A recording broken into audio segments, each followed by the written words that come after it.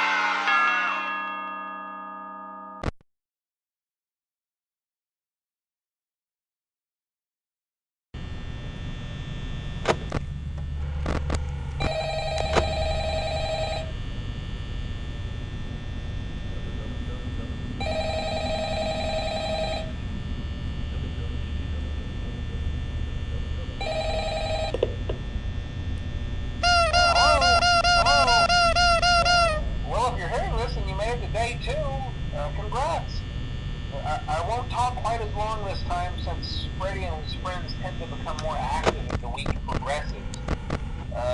It might be a good idea to peek at those cameras while I talk, just to make sure everyone's in their proper place, you know. Interestingly enough, Freddy himself doesn't come off stage very often.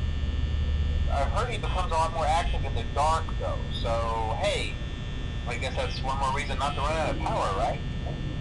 I also want to emphasize the importance of using your door lights. There are blind spots in your camera view, and those blind spots have to be right outside your doors. So if you can't find something or someone on your cameras, be sure to check the door light. You might have a few seconds to react. Not that you would be in any danger, of course. I'm not implying that. Also, check on the curtain in Pirate Cove from time to time. The character in there seems unique in that he becomes more active if the cameras remain off for long periods of time. I guess he doesn't like being watched. I don't know. Anyway, I'm sure you have everything under control. Talk to you soon.